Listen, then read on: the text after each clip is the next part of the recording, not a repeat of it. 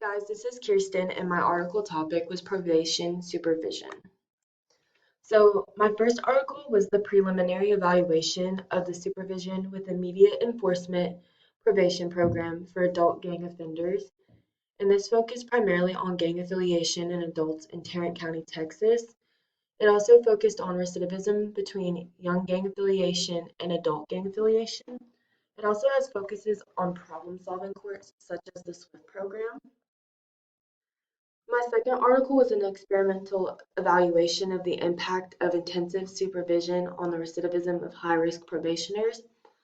And this focused also on recidivism of high-risk probationers in a program known as ISP, which is Intensive Supervision Probation.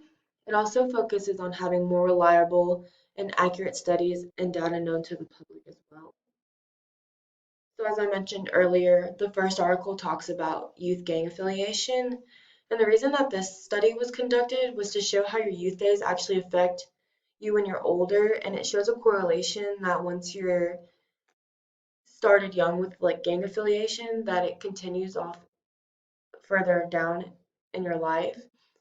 And the results of the study were that the more that youth gang affiliated is actually more likely to have more violent charges compared to non-gang affiliated members. Now, researchers have suggested that there should be a focus on behavioral therapy as well as offenders' mental health, and this is something new that has been implemented to try to reform the youth gang affiliated. And the goal is to stop the gang affiliated members when they are young so they don't have to continue this lifestyle when they are older. Now, the main part of the article was about adult gang affiliation, and the article mentions that it's been an across the globe challenging group to do research on, and there's also very little research that has been done on this topic. So that is why they did the research on this topic. It also mentions that there is an estimate of over 30,000 active gangs in the United States, with a rough estimate of 850,000 members. The first article also points out that these members are at a higher risk for recidivism rates than most. So the study that was conducted was comparing three main groups, which was the members of the SWIFT program, the non-SWIFT gang affiliated members, and then gang affiliated members that are on regular probation. And the variables that were studied were race, gender, level of severity of crimes, mental health, and employment status. And the study was conducted to see if the SWIFT program was the variable that was directly related to recidivism rates, or if it was the other variables that I had mentioned. And one of the hypotheses that they came up with is that offenders in the SWIFT program should have fewer technical violations and less in-program recidivism, and they should also less likely have their probation revoked compared to all the other groups. Now, there was a problem-solving court that was involved in this, and this is the SWIFT program. That is what I was mentioning earlier. And in order to be eligible for this, you have to live in Tarrant County. You had to commit a first to third degree felony. You must be assessed as a medium or high risk, and you must have at least 30 days of jail time remaining and at least 12 months remaining on probation. You also can't be a committed sex offender or mentally impaired. Now, there's a lot of criticism with these problem-solving courts because they're supposed to be serving as a deterrent, and many people actually believe that they're not a deterrent because they don't consider them swift and they don't consider them certain, which is the main definition of what a deterrent is. And so the requirements for this SWIFT program is that you have to meet face-to-face with probation officer 3 times a month. You must have a one in-person visit in the facility, and then there's 6 random drug tests for about 2 months, and then a random one each month.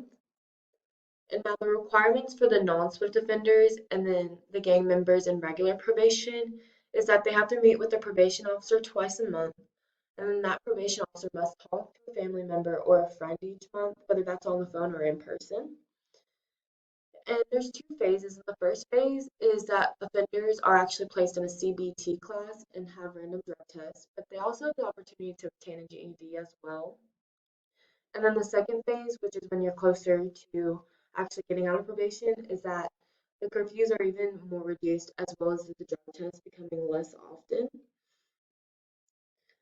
And the requirements for the non-SWIFT offenders in regular gang probation is that you have to be eligible for GHRO assignments, and you must be of the ages of 17 and 25, and then you must be identified as a gang member by self-report gang identification system or tattoos, and then you also must be placed on felony supervision for at least 24 months as well. The results of the study were that in the beginning there was a lot of positive results, such as fewer positive drug tests and less failures to report from SWIFT program probationers. And then one thing that can be taken from this study is that gang members are truly at a higher risk of recidivism, as I mentioned earlier.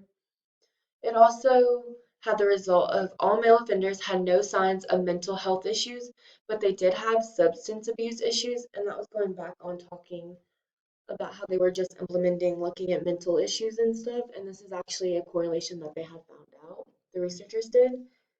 It also resulted in over half of the offenders on probation were people of color as well as being unemployed during and after their probation, um, with the unemployment part. And then SWIFT offenders were more likely to remain on active probation. Non-SWIFT members had higher rates for inactive probation, and all the groups are very similar, but it does show that the SWIFT program does have an is effective on recidivism rates.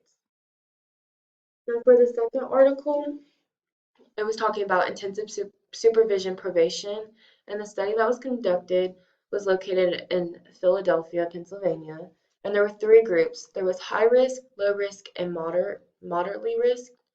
And all offenders were predicted to commit serious crimes in a 2-year period. The severity of the crimes were considered. Most of the crimes that were studied tended to be more serious, and the eligibility was considered, which the article pointed out was mutually exclusive as well, which I thought was important to add. And there are 43,676 offenders that were being supervised under this program.